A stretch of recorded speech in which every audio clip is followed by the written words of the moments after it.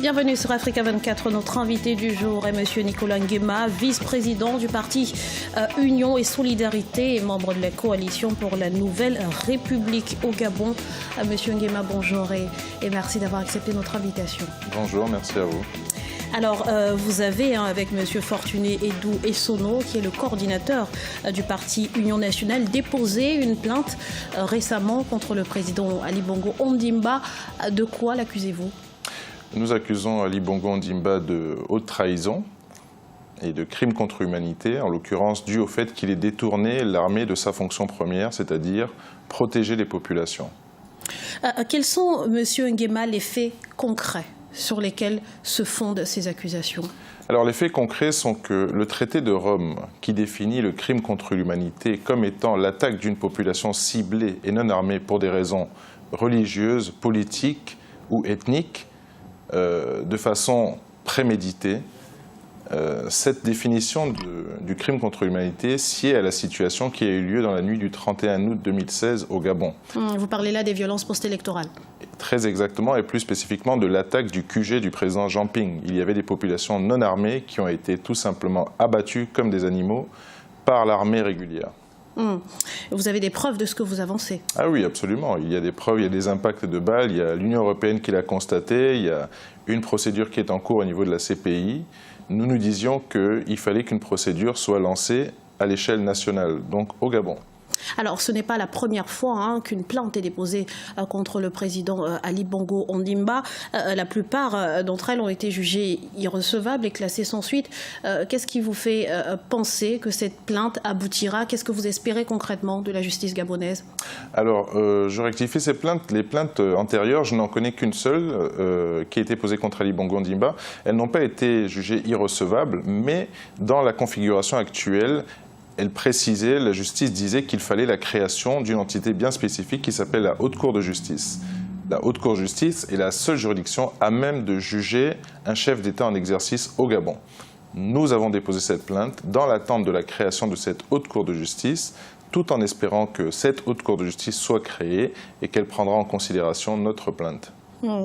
Alors, le climat politique, Monsieur Nguema, est très tendu au Gabon depuis la réélection du président Ali Bongo Ondimba, une réélection qui est toujours contestée par l'opposition, dont le leader, Jean Ping, fait d'ailleurs l'objet depuis quelque temps d'une interdiction de quitter le territoire. Quelle lecture faites-vous de cette information ? Écoutez, le fait que Jean Ping soit interdit de quitter le territoire, pour nous, est une situation totalement anormale. C'est une procédure irrégulière de la part de la juge d'instruction qui a donné cette instruction-là, car il se trouve que le président Jean Ping n'est accusé de rien du tout. Il a été convoqué pour témoigner en tant que témoin dans une affaire qui concerne l'un de nos proches, effectivement.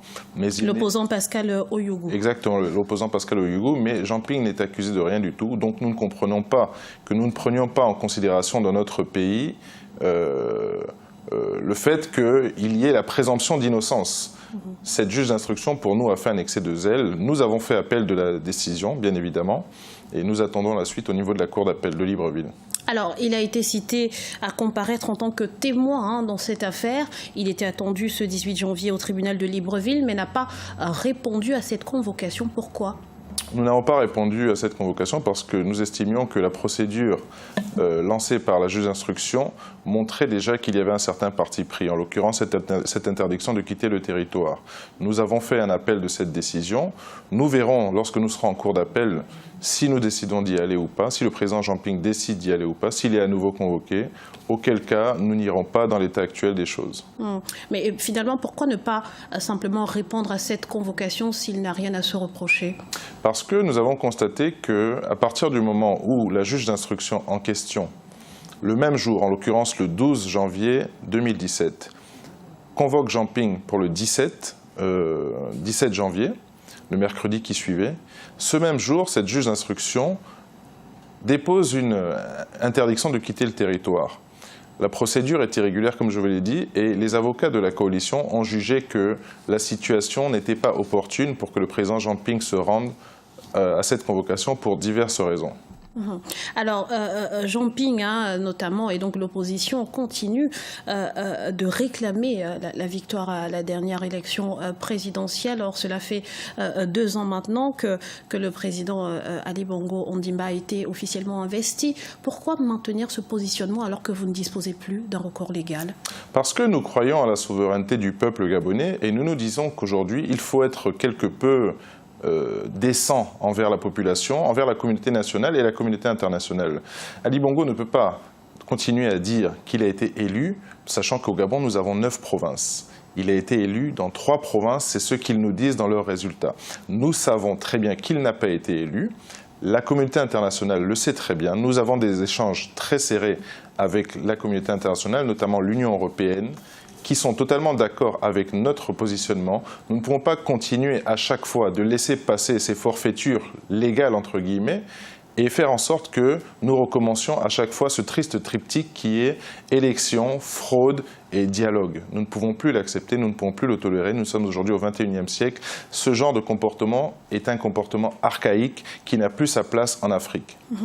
Merci, monsieur Nicolas Nguema, d'avoir répondu à nos questions. Je rappelle que vous êtes vice-président du parti Union et Solidarité et également membre de la coalition pour la Nouvelle République au Gabon. Merci à vous. Et merci à vous, chers téléspectateurs, pour votre fidélité. Restez sur Africa 24, l'information continue.